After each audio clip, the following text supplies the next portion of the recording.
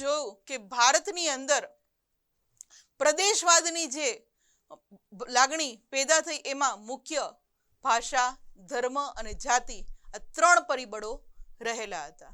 અને પ્રાદેશિક અસમાનતાની અંદર શું રહેલું છે, ચાલો એની માહિતી મેળવીએ.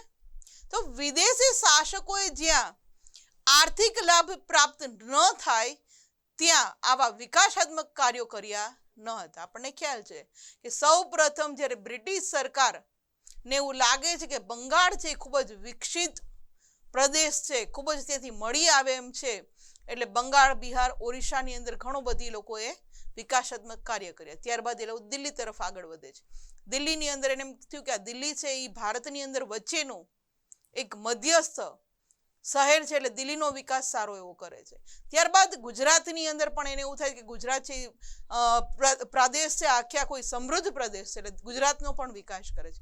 એટલે વિદેશી શાસકોને જ્યાં એવું લાગ્યું કે જ્યાંથી આર્થિક લાભ થાય એમ છે ત્યાં એનો વિકાસ કરે છે, પણ જે ભારતના પ્રદેશમાંથી આર્થિક લાભ મળે એવો નહોતો ત્યાં એને કોઈ વિકાસાત્મક કાર્યો કર્યા નહોતા, જેને કારણે આપણા ભારતની અંદર ઘણા પ્રદેશો છે છતાં પણ ત્યાં એમ કહેવામાં છે કે અસમાનતા વધારે જોવા મળે છે. પરિણામે એમ કહેવામાં આવે છે કે પ્રાદેશિક અસમાનતા જે ઉદ્ભવી છે ભારતની અંદર, આજે પણ ભારતના, હવે તો નથી રહ્યા, પણ થોડા સમય પહેલા આ ભારતના જે અલગ અલગ રાજ્યો છે એમાંથી અમુક રાજ્યોનો એટલો બધી વિકાસ થયો કે ભારતના આ રાજ્યોનો એમ કહેવાય કે વિદેશની અંદર પણ ઘણી બધી માંગ રહેલી છે કે ત્યાંથી નિકાસ થાય છે, આ તે બધું. અને અમુક રાજ્યો ભારતના એવા છે કે ત્યાં હજી પણ ગરીબી આપણને જોવા મળે છે.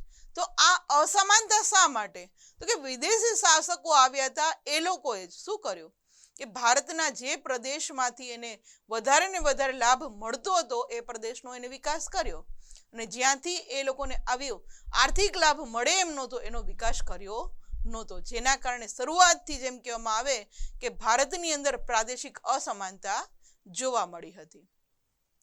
ભારત સ્વતંત્રતા બન્યા પછી, જ્યારે સ્વતંત્ર બને છે એ પછી સામાજિક અને આર્થિક વિકાસ માટે આયોજન પંચની રચના કરવામાં આવી હતી. આપણને ખ્યાલ છે વિદ્યાર્થી મિત્રો, તમને તો ખ્યાલ નહીં હોય, પણ જ્યારે તમે ભારતનું બંધારણ વાંચશો, ભારતનો ઇતિહાસ વધારે ડીપમાં વાંચશો, વધારે એની વિશે જાણશો, ત્યારે ખ્યાલ આવશે કે ભારતના વિકાસ માટે શરૂઆતમાં જ્યારે ભારત સ્વતંત્રતા મેળવે છે ત્યારબાદ અલગ અલગ આયોજન પંચની રચના કરવામાં આવે છે અને ભારતના વિકાસ માટેની આખી એમ કહેવામાં આવે છે કે અલગ અલગ સગવડતા ઊભી કરવામાં આવે છે. આવા તો કેટલાય આયોજન પંચની રચના થઈ હતી કે સૌ પ્રથમ આયોજન પંચ, પ્રથમ આયોજન પંચ, દ્વિતીય આયોજન પંચ, અને દરેકનો વિકાસ કઈ રીતે કરવો, કઈ રીતે ભારતને આગળ લાવવું એ માટેની દરેક જેમ કહેવામાં આવે છે કે સગવડતા અહીં ઊભી કરવામાં આવી હતી કે ભારતનો આર્થિક વિકાસ કઈ રીતે થઈ શકે એના માટે આયોજન પંચની રચના ભારતને સ્વતંત્રતા મળે છે ત્યારબાદ કરવામાં આવે છે. અને આ આયોજન પંચની રચનાનો મુખ્ય ઉદ્દેશ શું હતો? તો કે જુદા જુદા પ્રદેશોનો આર્થિક સહિત અન્ય ક્ષેત્રમાં પણ સમતોલ વિકાસ સાધવાનો હતો. આપણે ઉત્તર સાઈડ જઈએ તો જમ્મુ કાશ્મીર, ત્યારબાદ સેવન સિસ્ટર પૂર્વની અંદર જઈએ તો ત્યાં કોઈ ઉદ્યોગો નથી, ત્યાં ફક્ત શું જોવા મળે છે આપણને? તો કે આપણને ત્યાં ફક્ત ટુરિસ્ટ લોકો જાય છે ને એ જ એ લોકોને આવક હોય છે. એટલે એ જે ક્ષેત્ર છે એમ કહેવામાં આવે છે કે પ્રાદેશિક અસમાનતા ત્યાં જોવામાં મળે છે. ત્યારે ભારતનો મધ્ય ભાગ છે, દક્ષિણ ભાગની અંદર ઘણું બધું ખનીજો ને એ બધું મળી આવતું હતું, એટલે ત્યાં ઘણા બધી આર્થિક રીતે પ્રાપ્ત થાય એવા લાભ હતા વિદેશી શાસકોને, અને એના કારણે એ લોકોએ ઉદ્યોગોની ત્યાં વિકાસ કર્યો છે. તો આ જ રીતે જે પહેલેથી અસમાનતા હતી એ અસમાનતા તોડવા માટે ભારત સ્વતંત્રતા બને છે ત્યારબાદ દરેક ક્ષેત્રની અંદર ભારતના દરેક પ્રદેશનો વિકાસ થાય એવી કામગીરી હાથ ધરવામાં આવી હતી, જેના કારણે અલગ અલગ આયોજન પંચની રચના કરવામાં આવી હતી. ત્યારબાદ કરી વિદ્યાર્થી મિત્રો તો પ્રદેશવાદના દબાણો, રાજકીય કારણોથી વિકાસ યોજનાઓ પોતાના પ્રદેશમાં લઈ જવાની ખેંચતાણ, વિકાસ માટેના સ્ત્રોતો વગેરે અનેક પરિબળો તેમાં ભાગ ભજવતા રહ્યા. કે જે પ્રદેશના નેતા છે એ શાસક ઉપર આવે, ભારત ભલે લોકશાહી દેશ હતો પણ જે પ્રદેશમાંથી ત્યાંનો નેતા છે એ કોઈ શાસન કરવા માટે આવે છે ત્યારે એ શું કરે?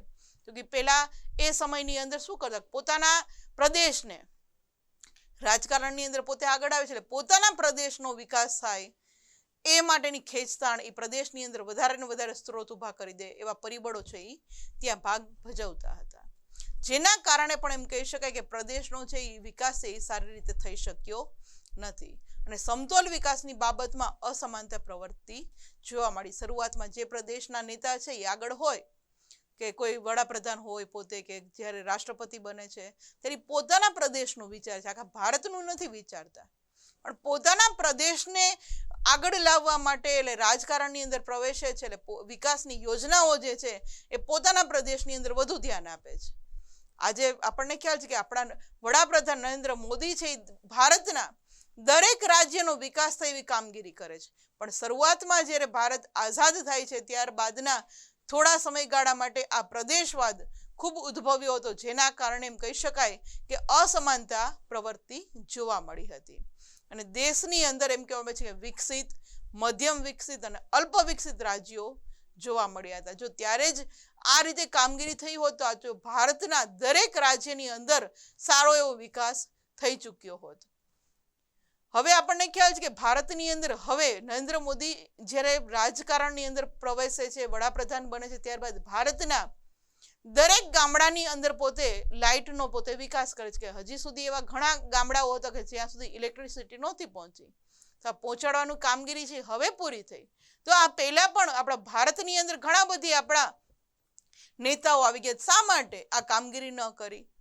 તો ત્યારે જ જો આ કામગીરી શરૂઆતમાં જ થઈ ગઈ હોત તો ભારતના દરેક પ્રદેશે આપણે કહીએ છીએ કે પ્રાદેશિક અસમાનતા જોવા મળે છે, તો આ પ્રાદેશિક અસમાનતા હવે જો પૂરી થઈ એ પહેલેથી જો ધ્યાન આપ્યું હોત તો દરેક પ્રદેશનો સારો એવો વિકાસ થઈ ચૂક્યો હોત. કેટલાક રાજ્યોના આંતરિક પ્રાદેશિક વિકાસમાં પણ અસમાનતા જોવા મળે છે. આપણા ગુજરાતની જ વાત કરીએ તો ગુજરાતના ઘણા શહેરો એવા છે કે જ્યાં એકદમ ઉદ્યોગો સારા એવા વિકસ્યા છે અને સારી રીતે આગળ પડતા આપણને જોવા મળે છે. ઘણા જિલ્લા એવા છે કે જેનો વિકાસ સારો એવો નથી થયો. તો શા માટે? તો ક્યારેક કોઈ રાજ્યની અંદર આપણને આંતરિક પ્રાદેશિક વિકાસમાં પણ અસમાનતા જોવા મળે છે. આ ઇમેજની અંદર જે આપણે હમણાં જ વાત કરી કે ક્યાંક એટલો બધો વિકાસ થઈ ચૂક્યો છે આર્થિક રીતે અને ક્યાંક આપણને વિકાસ જોવા નથી મળતો, એ આપણે જોઈ શકીએ છીએ. મહારાષ્ટ્ર રાજ્યના વિકસિત કક્ષામાં આવે, પરંતુ વિદર્ભ જે છે અને મરાઠાવાડા છે એ પાછા પછાત વિસ્તારો છે. મહારાષ્ટ્રમાં આપણને ખ્યાલ છે કે મુંબઈની અંદર જઈએ તો આપણને એવું લાગે ઓહો, આપણે તો કોઈ ફોરેનની અંદર ફરતા હોય એટલી બધી ટેકનોલોજી જોવા મળે છે, પણ મહારાષ્ટ્રનો જ બીજો જે ભાગ છે વિદર્ભ અને મરાઠાવાડા, આ બે પ્રદેશ એવા છે, આ બે વિસ્તાર એવા છે કે જે હજી પણ પછાત જોવા મળે છે. એટલે આને આપણે કહી શકીએ કે આખે આખું રાજ્ય ભલે રહ્યું પણ આંતરિક પ્રાદેશિક જે વિસ્તાર જે વિકાસ થવો જોઈએ એ જોવા નથી મળતો. એ જ રીતે આંધ્રપ્રદેશ રાજ્યમાં રાયલસીમા છે એનો પણ તેલંગાણા રાજ્યના કેટલાક વિસ્તારોમાં હજી અલ્પ વિકસિત વિસ્તાર આપણને જોવા મળે છે અને કેટલાક રાજ્યો છે કૃષિ ક્ષેત્રમાં, તો કેટલાક રાજ્યો છે ઔદ્યોગિક વિકાસમાં પણ વિશેષ આગળ છે. વિદ્યાર્થી મિત્રો, ભારતની અંદર આપણને ખ્યાલ છે કે ગુજરાતની પ્રજા પ્રાચીન સમયથી જ વેપાર માટે, આપણને ઉદ્યોગ માટે જાણીતી છે. તો આપણા ગુજરાતની અંદર જેટલા ઉદ્યોગોનો વિકાસ થયો છે તો એટલો જ વિકાસ બીજા રાજ્યમાં નથી જોવા મળતો. એટલે આપણે એમ કહી શકીએ જ્યારે પંજાબ છે, હરિયાણા છે કૃષિ ક્ષેત્રમાં આગળ છે, ઉત્તર પ્રદેશ છે ત્યાં કૃષિ ક્ષેત્રમાં ઘણું બધું આગળ છે. તો એ માટે આપણે કહી શકીએ કે કેટલાક રાજ્યોમાં કૃષિ ક્ષેત્રમાં તો કેટલાક રાજ્યો છે ઔદ્યોગિક વિકાસમાં આપણને વિશેષ આગળ જોવા મળે છે. આ ઇમેજની અંદર જે હમણાં જ આપણે વાત કરી એ આપણે જોઈ શકીએ છીએ. રાજ્યો વચ્ચેની અસમાનતા માટે ઘણા કારણો જોવા મળે છે, તેમાંથી પ્રદેશવાદ જન્મે છે. ઘણા કારણો છે કે જેના કારણે આપણે કહી શકાય કે રાજ્યો વચ્ચે પણ અસમાનતા છે. ગુજરાતમાં છે એ ઔદ્યોગિક ક્ષેત્રે આગળ છે, તો બીજા રાજ્યો છે એ કૃષિ ક્ષેત્રે આગળ છે.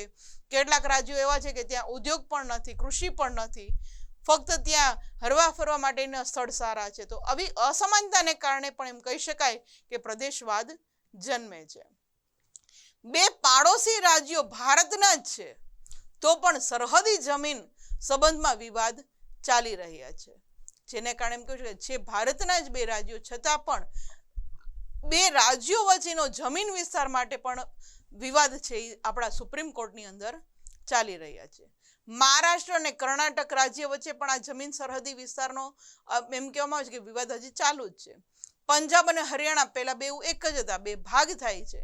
તો હજી આ બંને રાજ્ય વચ્ચે સરહદી જમીન સંબંધનો જે વિવાદ છે હજી આપણને જોવા મળે છે કે જ્યાં આ જમીન વિવાદનો પ્રશ્ન હજી પણ એનો નિકાલ થઈ શક્યો નથી. આ ઇમેજની અંદર જે હમણાં જ આપણે વાત કરી કે મહારાષ્ટ્ર અને કર્ણાટકની વચ્ચે આ જમીન વિવાદ ચાલુ છે, ત્યારબાદ પંજાબ અને હરિયાણા વચ્ચે જમીન વિવાદ ચાલુ છે, એ આપણે